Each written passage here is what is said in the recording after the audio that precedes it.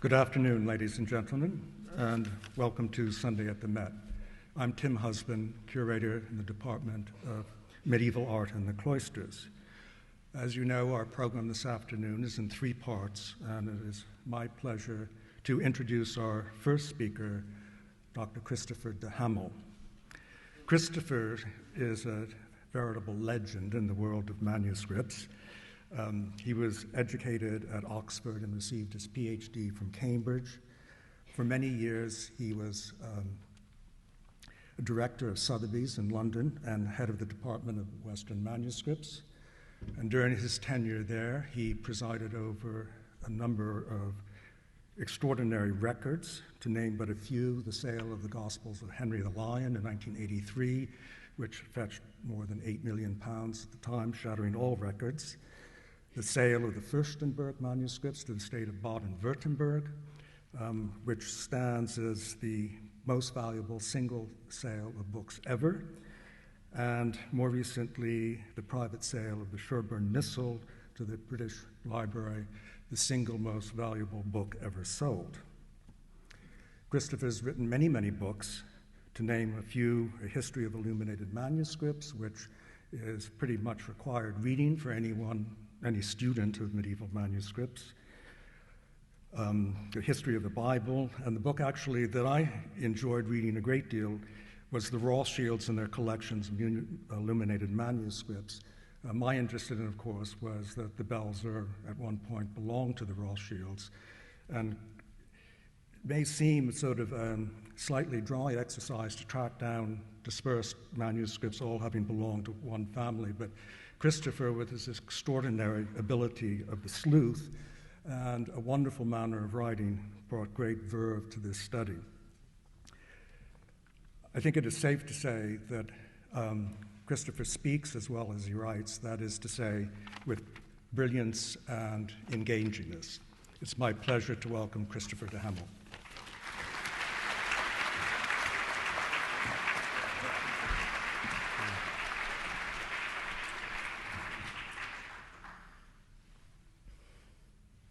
Ladies and gentlemen, as you would expect, my kind hosts at the Metropolitan Museum have given me an impossible task.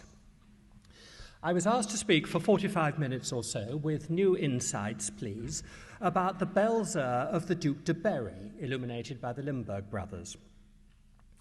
This is one of the most famous and most extensively studied works of art in the world. And it's like one of those recurring dreams when you find yourself sitting your school exams all over again and you've done no work and you turn over the paper and it says, "Write about the life of Shakespeare using only new and unpublished information." We are here in part to celebrate the publication of the comprehensive study of the Belzer, on the screen, by Timothy Husband, one of the best monographs on a single manuscript ever written, and almost exactly, by my word count, 5 times longer than the Belzer itself, and telling us everything that will ever be known about the origins of the manuscript, its noble patron, its purpose, structure, artists, iconography, and the techniques of its manufacture. Tim Husband leads us on this wonderful journey as St. Peter escorts the Duc de Berry, and he brings us to the very moment when the completed and fresh-smelling manuscript was handed over by the Limburg brothers to the Duke himself, probably in late 1408. I wondered if I could perhaps take up the story from that point. What happened next? For the next 470 years, until 1879, when it re-emerged in France, almost nothing whatsoever is known about the Belzer. First of all, after turning the pages, appreciatively no doubt, the Duke passed the book to his secretary to add a flamboyant inscription in French, inserted at the front. This book of ours was commissioned by the very excellent and powerful Prince John, son of the King of France, Duke of Berry and Auvergne, Count of Poitou and Estampes, and of Boulogne and of Auvergne, signed Flamel. I recall seeing a reproduction of this inscription as a teenager and mistaking the last flourished word for Hamel, and hoping this meant the Duc de Berry was an ancestor and that we could claim the manuscript back on behalf of the family from the Metropolitan Museum as illegal war loot from the Battle of Agincourt. Alas, this is Jean Flamel. He's often confused with Nicolas Flamel, who may well have been related, the scribe and possible alchemist who died in Paris in 1418 and who reappears with his friend Professor Dumbledore in chapter 13 of Harry Potter and the Philosopher's Stone. It's not actually obvious why it was thought necessary to write the Duke's name in the manuscript at all, since the book was already unambiguously emblazoned with the Duke's heraldry and his personal badges of a bear and a swan, which everyone would know. In fact, despite what's always said, Flamel's inscription in the Belles Heures is not actually an ownership inscription at all. When the Duc de Berry himself inscribed his name in manuscripts, he usually wrote, "This book belongs to the Duc de Berry." And Jean Flamel did the same on the Duke's behalf. As here, ce roman de la Rose est à Jean, fils du roi de France, announcing unambiguously that it belonged to him. In the Belles Heures, however, Flamel's inscription trumpets instead that the Duke commissioned it and not that he owned it, which may suggest that it was already expected to pass out of the Duke's possession as a memorial to its original patron, a point to which we'll return shortly. It's certainly clear that the Belles Heures was initially visible to visitors and relatives. Here is a manuscript currently in my custody in the Parker Library in Cambridge, the famous frontispiece of Chaucer, illuminated by a French artist around 1415. Look at the fairy tale castle at the upper right and compare the castles of the Belles Heures, or the hunched-up, cloaked figures in the foreground listening to Chaucer in a pulpit. And remember similar compositions in the Belles Heures, such as Jerome's fellow students around their master. And the seated woman in pink on the right of the Chaucer image is an almost exact copy of the Virgin in the Belles Heures crucifixion, rendered in reverse. The connection is that the Chaucer frontispiece was almost certainly painted for Charles of Orléans, who'd been taken captive at Agincourt in 1415 and spent his incarceration in the Tower of London happily ordering manuscripts. Charles was the great-nephew of the Duc de Berry and tenant of the Château d'Étampes, which is shown in the background of the august miniature of the Très Riche Heures. Charles, or someone in his entourage, had doubtless seen the newly made Belles Heures and remembered it, or even took drawings. The first documentary reference to the Belles Heures is in the inventory of the Duke's possessions, made by Robinet d'Estampes in 1413, adapted for the list of chattels in the Duke's estate after his death in 1416. Here is the Belles Heures as number 100 in the abridged text as it was published by Léopold de Lisle in 1907. These inventories are where we get the popular names for the Duke's manuscripts: the Grands Heures, the Très Belles Heures, the Très Riche Heures, and so on, which do not occur in the books themselves and are merely the cataloguer's adjectives and can mostly be matched up with extant manuscripts with a dash of plausible likelihood. However, with the Belles Heures, it is absolutely unambiguous. A beautiful book of hours, skillfully and richly illustrated, and so on, listing its texts, including the rare hours of St. Catherine at the beginning. It identifies the volume beyond doubt by citing the distinctive opening word of the second leaf of the Hours of the Virgin as Audi Eritis from Psalm 94, now on folio 31 recto. This is such an odd place for a second leaf identification rather than from the opening text that one wonders if it reflects a lost earlier inventory made even before the addition of the Hours of St. Catherine, which, as Tim Husband explains, was an afterthought while the work was in progress. It shows, however, that by the end of the Duke's life, the manuscript was arranged exactly as it is now. Where the Belles Heures differs most today is in its binding. In 1413, the book was described as being covered in scarlet velvet with 2 gold clasps encrusted with the arms of the Duc de Berry, covered with a chemise of scarlet velvet lined with red satin, adding in 1416, and it is enclosed with a bookmark ornamented with a fine central ruby weighing 20 carats, between 4 fine round pearls weighing 4 carats each.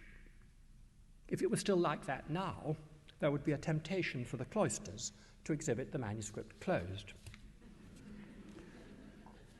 The Belles Heures was at Meux-sur-Èvre when the Duke died. This was the castle shown in the background of the Temptation of Christ miniature in the Duke's Très Riche Heures. The manuscripts were all taken from there to Paris to be valued. That journey, about 90 miles directly north, must have been one of the great art transport caravans of history. In the probate list rendered to the executors, the Belles Heures was assessed at 875 livres tournois. Compare this figure with that for the Très Riche Heures, probably now the most valuable illuminated manuscript in the world, listed there at only 500 livres, then with no binding. And the little Hours of Jean d'Evreux, also here in the Metropolitan, wrapped in blue silk, at a mere 15 livres, less than 2% of the value assigned to the Belles Heures. It's diverting to speculate on which is more precious now, the Belles Heures or the Hours of Jean d'Evreux, and opinions vary, and we'll come back to this later. But in 1416, the Belles Heures was regarded by the Duke's appraisers as more than 50 times more valuable. The Grands Heures, which is grand enough, but probably not to our taste on a level with the Limburgs, was valued at an astounding 4,000 livres, 5 times even the Belles Heures, probably at least in part because of the opulence of its jewelled binding and precious metal keeping case. Unusually, we know exactly what happened to the Belles Heures next, for there's a long note added to the valuation. It's worth quoting in full, for it supplies much information. It says, "The very high and powerful lady, the Queen of Sicily, sent Master Pierre Franchaume, cantor of the Church of Paris, to the gentlemen executors to seek out and ask about the said hours, and the said gentleman sent it to her, with the said cantor, so that she might inspect and keep it, if she should pay the said valuation, or whatever other sum of money she considered just, according to the judgment of her lord and husband, the King of Sicily, principal executor of the said Duke, which book of hours the said Queen kept, after having looked at it and studied it for a long time, and in return she paid the executors only 300 livres tournois, which is, the note concludes, a drop in value of 575 livres tournois." The Queen of Sicily was Yolande of Aragon, the Duc de Berry's niece by marriage. Here is the front cover of a recent biography of her, showing her meeting in October 1413 with Isabella, Queen of Bavaria. Isabella of Bavaria, Queen of France. Yolande being the woman in the tall hat in the centre, not the little dumpy queen on the left. Yolande was what would now be called a society hostess. She knew, and made it her business to know, everyone who mattered in politics. She was the daughter and heiress of the King of Aragon, and she was the wife of Louis II of Anjou, titular King of Sicily and Jerusalem. Here she is, as played by Faye Dunaway in Luc Bresson's film of Joan of Arc in 1999. Why did Yolande of Aragon ask for and seek out this particular book of hours, and this one only, among the myriads of works of art of all kinds left by the Duc de Berry. It's odd that, given a choice, she did not opt instead for the unfinished Très Riche Heures, which her court artist, the Rowan master, could have completed for her. What a lost opportunity for art history, especially since the Très Riche Heures includes the finest painting in art of the Château de Saumur, which belonged to Yolande of Aragon's husband and where she spent most of her life. The relationship was clearly close for the Duke to include his nephew's castle in his own Book of Hours. Yolande appears in the Duke's inventories as having presented him with a great cut diamond. We know from contemporary accounts that she appreciated jewellery. It is possible, and I hope this is not true, that she wanted the Belles Heures only for the value of the jewels on the binding. It is possible that she was attracted by the text, which begins with a prominent emphasis on St. Catherine, patron saint of queens. When Yolande refurbished a house in Saumur for her own occupation, she placed an image of St. Catherine in a niche over the entrance, as is just visible in this old postcard of the building now demolished.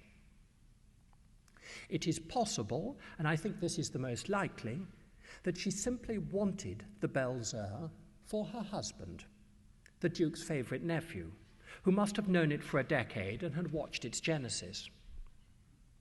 There's another interesting entry in the Duke's inventory. On the 23rd of October, 1407, Louis of Anjou, King of Sicily, brought as a gift to the Duc de Berry a sentimentally precious Book of Hours from which the late King, John the Good, the Duke's own father, had learnt to read. It does not survive, but it was evidently of royal quality. The Duke often exchanged manuscripts.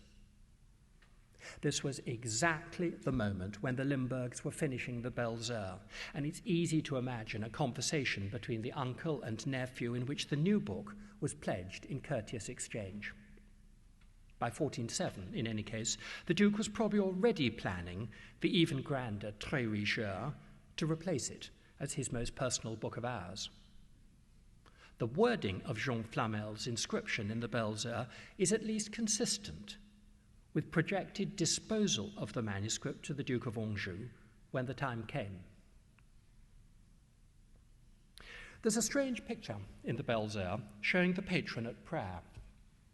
It doesn't much resemble the Duc de Berry, who was then about 70, with white hair and a little pointed beard like Sidney Cockerell.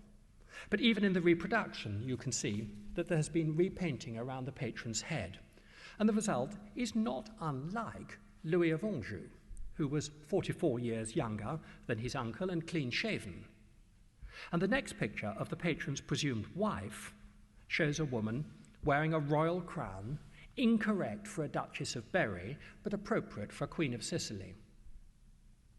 Such modifications might even have been done in the old Duke's lifetime, in anticipation of the manuscript going to his nephew.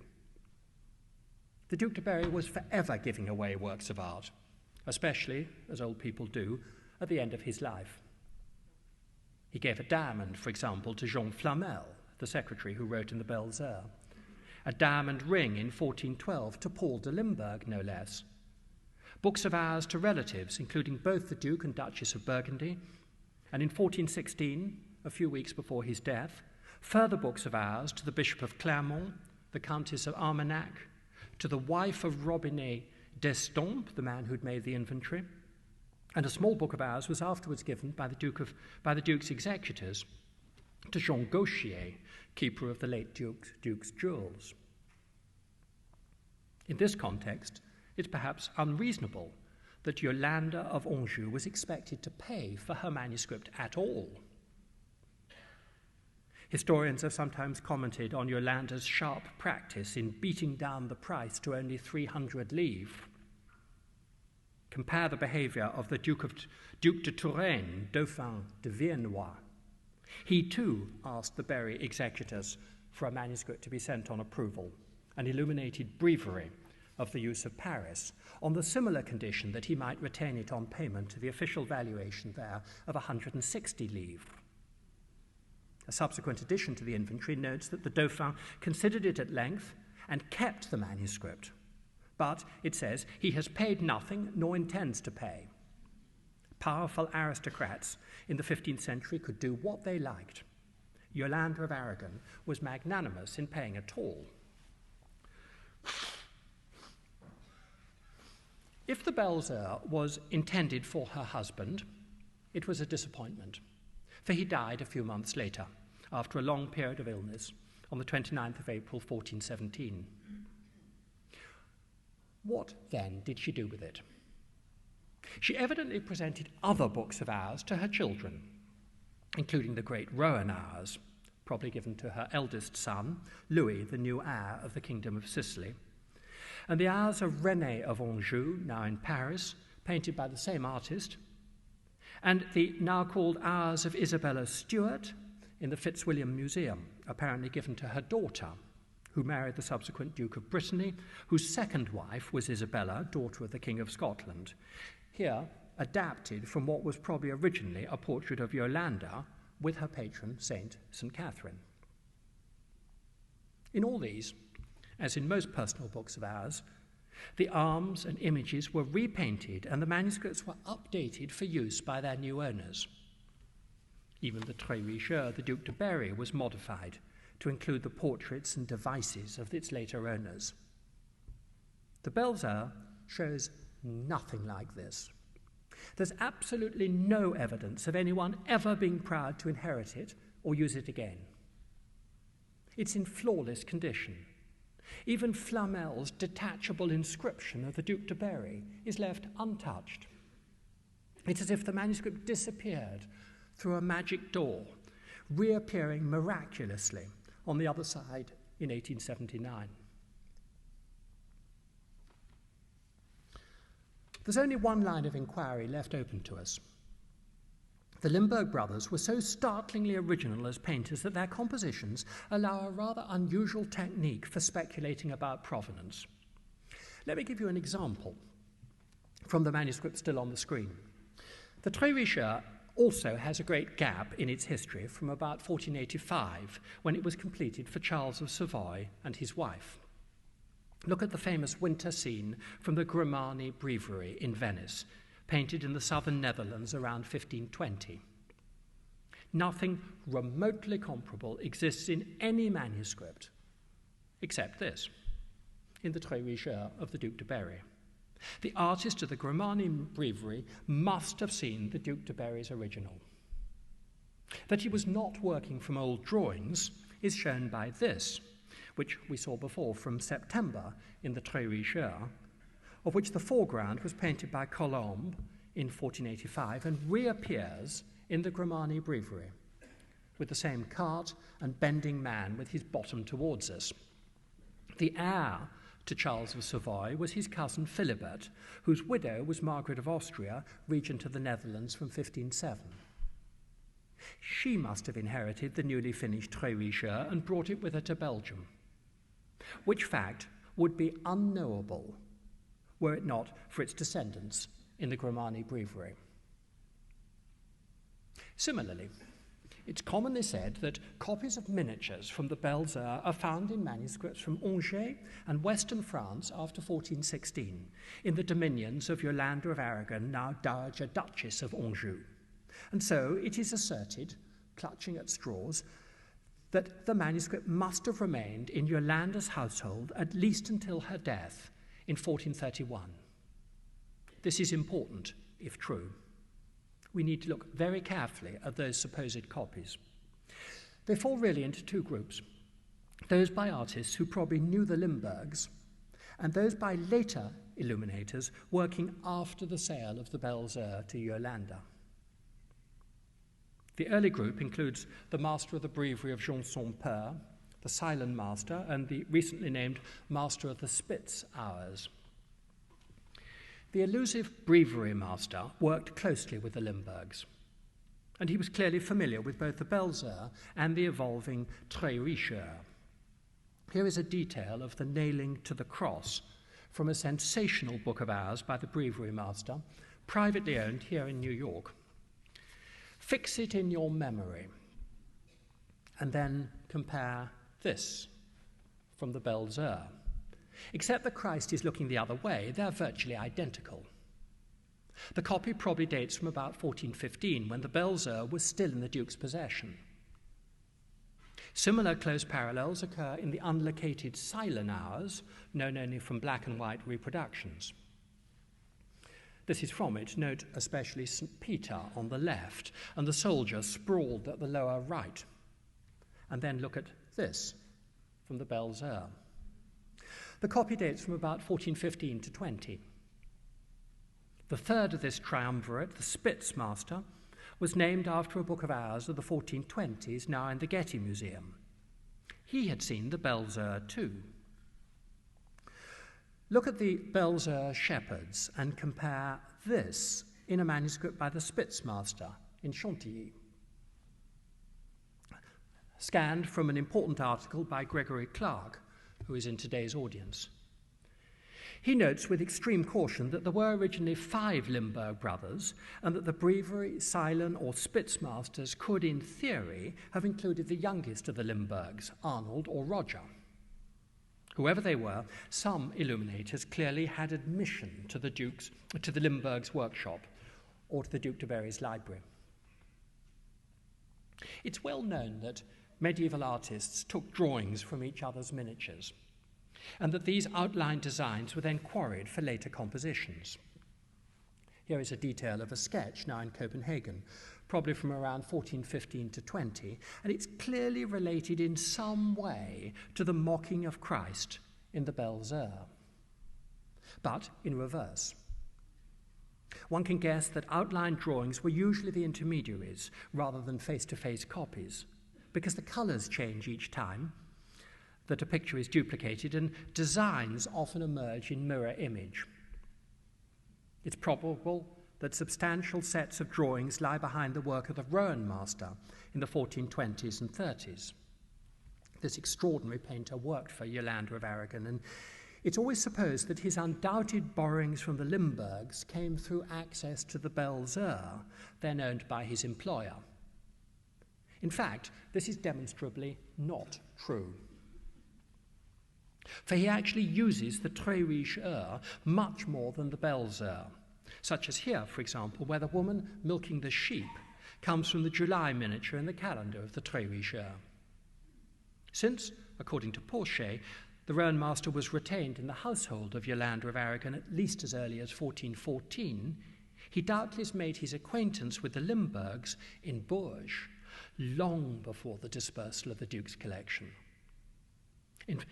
The fact that his dependence on the Belles Heures was finite and never increased suggests that he did not have continuing access to the original and that he merely recycled his old drawings. The most famous example of borrowing from the Belles Heures is in the picture of the shepherds. Versions of the composition undoubtedly occur in manuscripts from Western France, such as this, made in Brittany, around 1425, reproduced by Tim Husband. The de Baz Hours in Harvard, Widener 5 in Philadelphia, and this, in reverse, published in a Mag's catalogue in 1962 from a book of hours of the use of Le Mans, a place name which will recur in a moment. And then the shepherd, with his legs crossed, leaning on his stick, props up in Ghent. And the upward-gazing shepherd, viewed from behind, reappears in more and more absurd transformations, as far north as Holland and as far east as Savoy. Like mitochondrial DNA, which progressively evolves outwards every few generations, the Belles Heures image of shepherds was endlessly disseminated and altered each time in ever-modified ripples across Europe. The ultimate source could have been the Belles Heures itself, or any descendant of it, based on drawings by the Spitzmaster or by anyone else who'd sketched the Limburg's design before 1416. Undoubted derivations of several Belles Heures designs are found in compositions by the master of Margaret of Orléans, who worked in western France around 1430. His work, too, is cited as evidence that the Belles Heures was still available in Anjou for consultation and copying. Once again, this does not stand up to scrutiny. The eponymous Hours of Margaret of Orleans was begun in the early 1420s and mostly painted soon after 1429, probably in Rennes. It includes only one miniature directly linked to the Belles Heures, the scene of the double wheel of St. Catherine, which unambiguously descends from folio 18 verso of the Belles Heures. Look at the wheel. There are several other small details which are reused in the Hours of Margaret of Orleans, such as the bearded king in profile in the background of the picture of St. Lawrence. But the principal source for the illuminator of the manuscript was not the Limburgs, but the Boucicaut master. There is nothing in the Hours of Margaret of Orleans itself, or in any other manuscript by that artist, which could not just as easily, or more easily, derive from sketches from before 1416. And Margaret of Orleans herself, we should note, was the sister of Charles of Orleans, resident of the Château d'Estampes and patron of the Chaucer of around 1415, with which we began. She was the Duc de Berry's great niece, and she undoubtedly had access to manuscripts by the Limburgs in her great-uncle's lifetime. I am aware that my time is limited, and please don't worry, I will not run over. And you will have to take my word for it that there is more that could be documented at this point. The compositions from the Belles Heures, which find their way into other manuscripts in 15th century France, are all from an extremely finite repertoire of very routine subjects, mostly illustrating the Passion of Christ, or standard themes in the Office of the Virgin. They probably come from one or two pattern books, either copied from the Belles Heures in the Duke's lifetime, or from an earlier source to which the Limburgs also had access, or from contemporary copies by someone else in the Limburg circle, such as the Breviary Silent or Spitzmaster.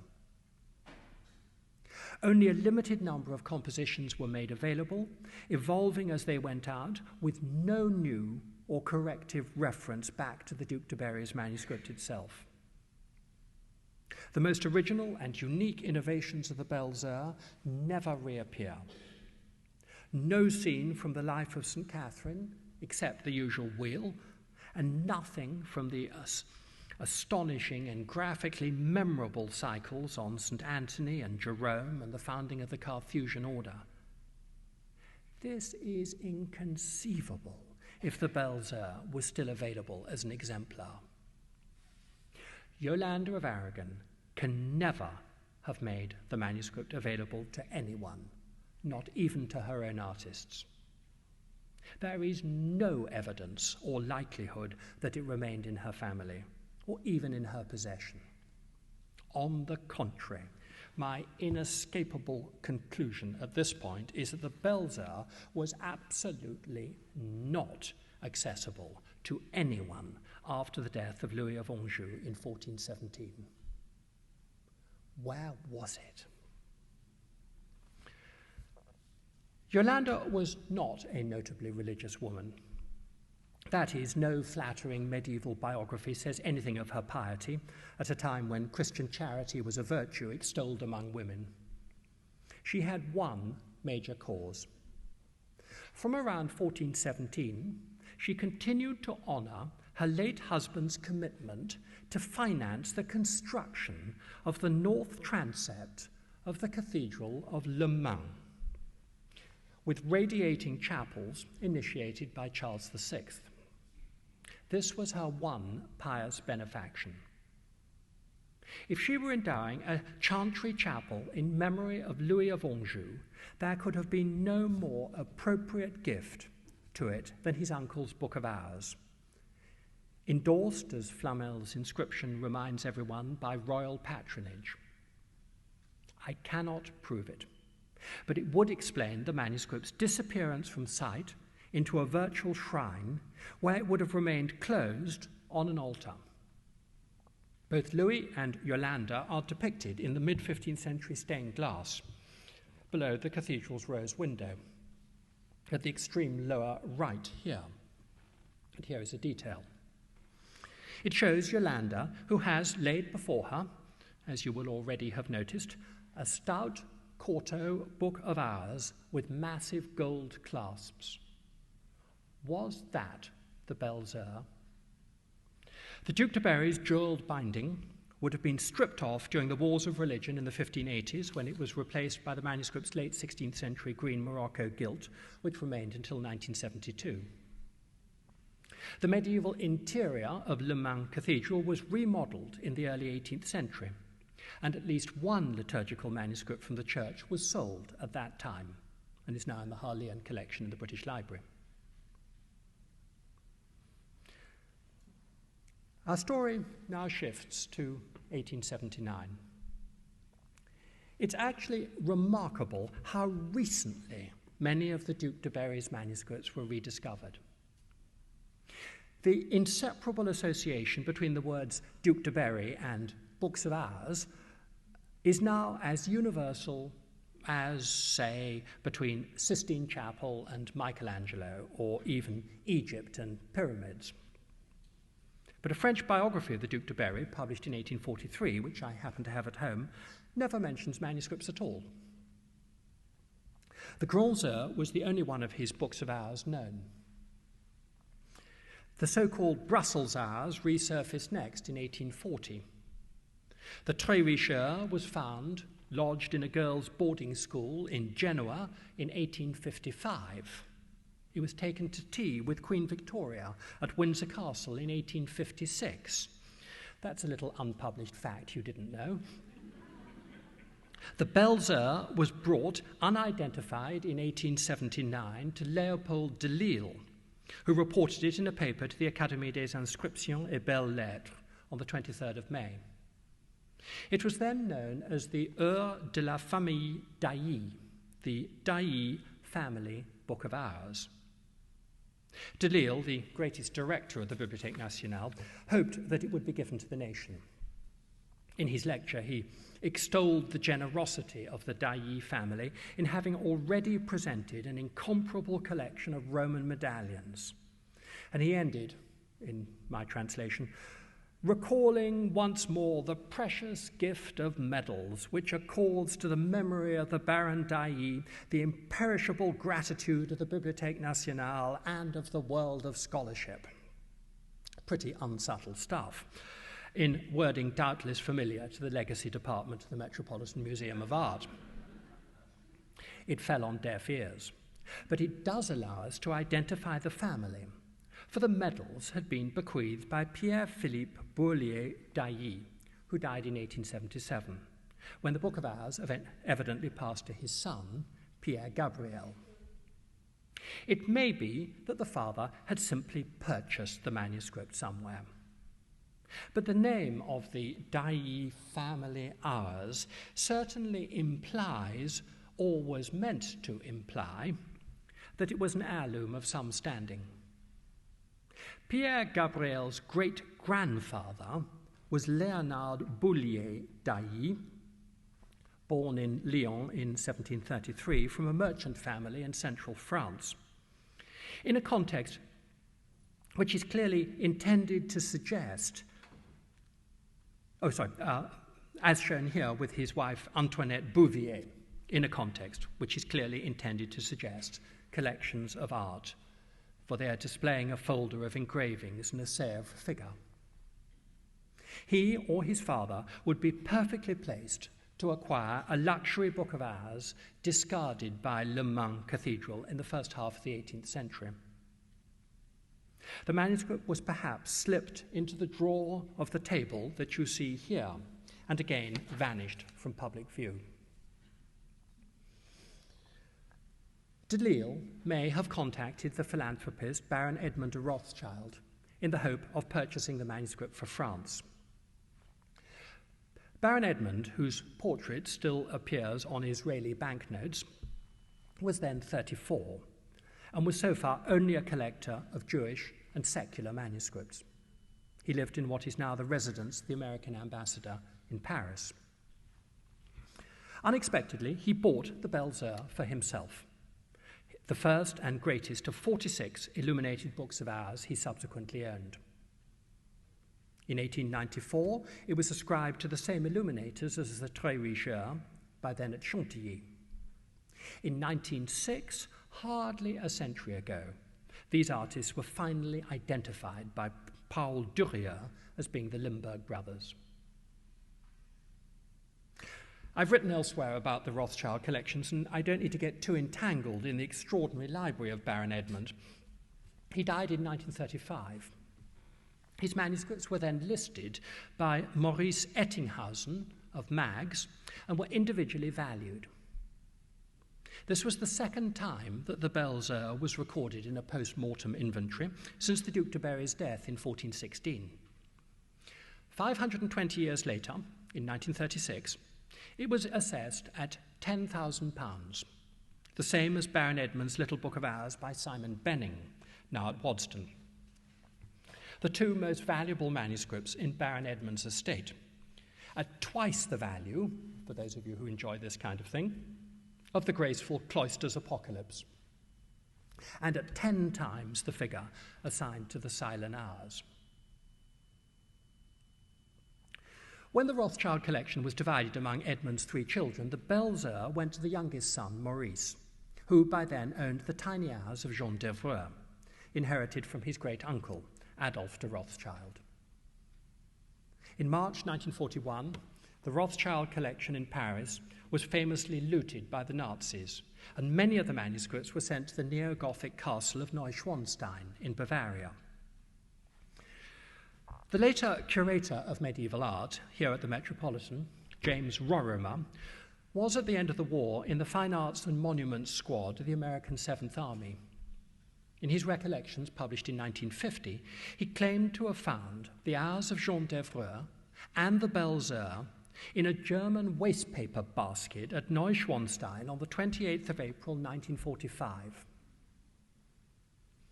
I hate to spoil a good story, or to doubt the veracity of a curator of the Metropolitan, but, and this is my last scrap of unpublished information, at that moment, the Belles Heures was securely in the custody of Jean Porchet, with whom it spent the entire war safely at the Bibliothèque Nationale in Paris.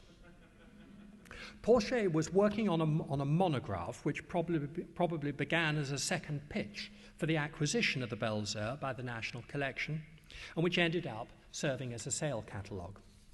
In 1953, the Rothschild dealers, Rosenberg and Stiebel, sold the Belles Heures and the Hours of Jean d'Evreux on behalf of the Rothschilds directly to the Metropolitan Museum. In 1952, Maurice de Rothschild asked Porchet to grade his collection of illuminated manuscripts in order of importance or saleability. We end with a final judgment of relative importance. In his first draft, Porchet placed the Belles Heures ahead of the Hours of Jean d'Evreux. Then he reconsidered, and he listed Jean d'Evreux as number 1 and the Belles Heures as number 2, a reversal of the